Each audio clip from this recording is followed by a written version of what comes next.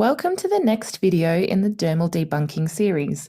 Today, we're going to look at dermaplaning. Some people believe that this treatment makes the hair on your face grow back thicker, but does it really? Let's find out.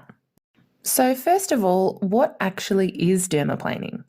This treatment involves using a razor blade or scalpel to lightly shave the fluffy hairs and superficial skin on the face.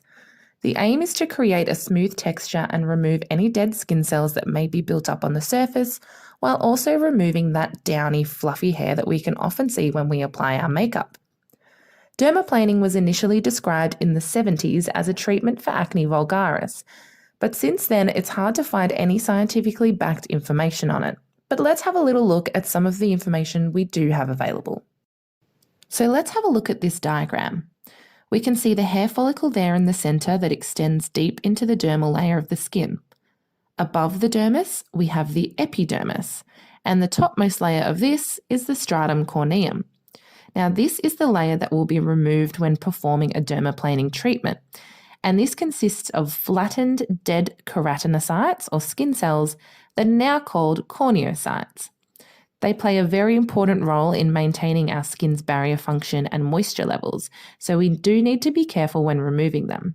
But that might be a discussion for another video.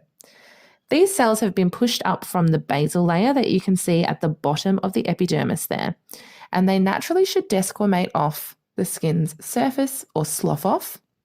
But sometimes they do need a little bit of help, and this is where we perform exfoliation techniques to assist in removing the buildup of these dead skin cells.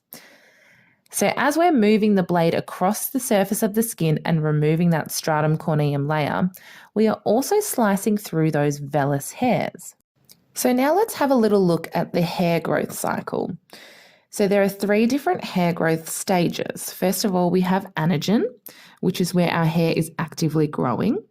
Then we have catagen, which is where it stops growing and starts to detach from the base, and telogen, which is where the hair begins to move up and out of the skin and a new hair grows underneath.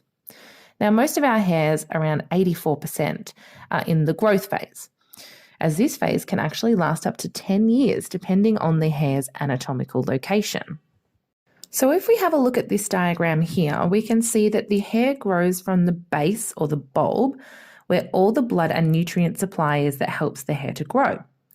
Now, as it grows, this new growth moves upwards towards the surface of the skin, and that's where we can see the hair on our skin.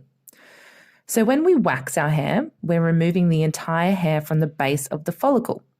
When we have laser hair removal, we're using a thermal energy from the laser beam to cut off that blood supply and nutrient supply to the hair and destroy the hair follicle.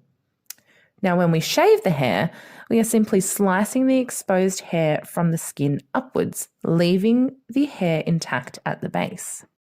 So as you can see from this image here, we are cutting through the hair, not removing it from its root. So when we slice through the middle of it, we're creating a flat, blunt top rather than a tapered off end that it would normally have. This means that as the hair continues to move upwards and eventually be pushed so far out that it sheds as part of our natural hair growth cycle, we begin to feel this stubbly, rough, spiky hair on the surface of our skin. We haven't actually changed the overall structure of the hair at all by shaving it, but we have changed the shape of the exposed hair that we can feel and see on our skin. Once this hair falls out, a new one will grow upwards and replace it, and it will have a soft, tapered tip, unless, of course, we keep dermaplaning and shaving them off. So as you can see, dermaplaning does not change the structure of our hair follicles. Therefore, it cannot possibly make our hair grow thicker or darker. So you can consider this dermal myth officially debunked.